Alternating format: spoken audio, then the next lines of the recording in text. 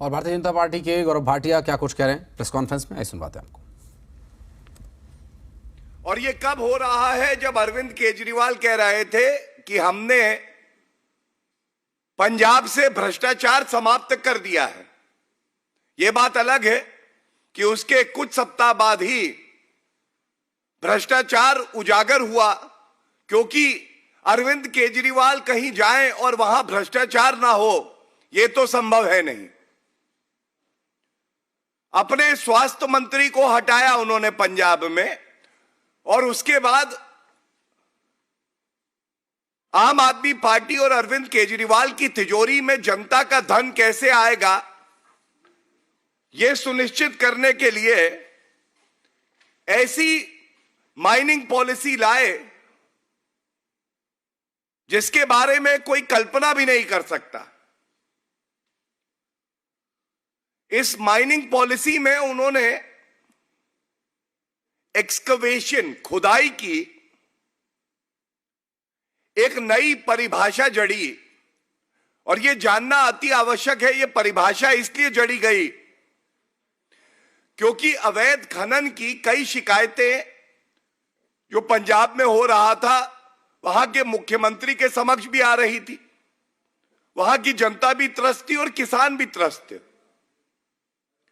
अब उस अवैध खनन को रोकने की बजाय ऐसी नई परिभाषा दे दो कि जो अवैध खनन हो रहा है वो सही हो जाए,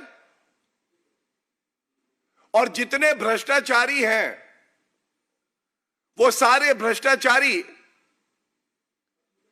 पुनः अरविंद केजरीवाल की तिजोरी में चंदा चढ़ा देंगे।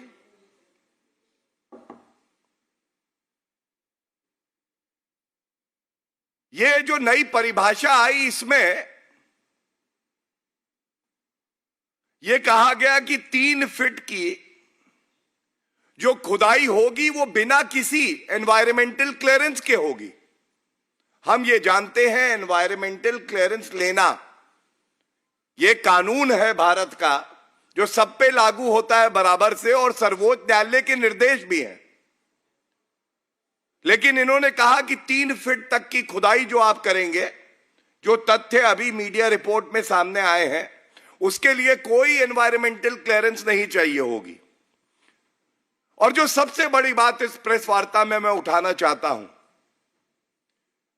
अरविंद केजरीवाल जी, आपकी ये जो भ्रष्टाचारी सोच है,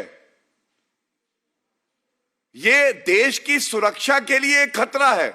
और ऐसा मैं क्यों कहता हूं, बड़ी जिम्मेदारी से कहता हूं। भारत की सेना ने यह न्यायालय में कहा है कि अगर 3 फीट की खुदाई जो नई खनन नीति लाई गई है उसके तहत होगी, तो इससे जो हमारी सेना के बंकर्स हैं, खासकर बॉर्डरिंग एरियाज में,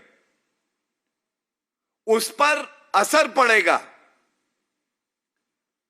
The mining activity that has been permitted under the new mining policy of the Punjab government will severely affect the structural integrity and strength of the bunkers in the border districts.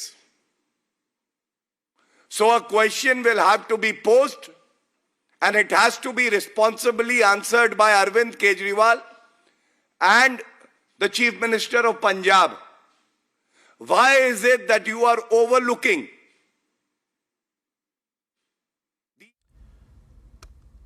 तो एक बार फिर से दिल्ली के मुख्यमंत्री अरविंद केजरीवाल पर आम आदमी party को लेकर बीजेपी का निशाना और भ्रष्टाचार का आरोप एक बार फिर से लगा रही है बीजेपी।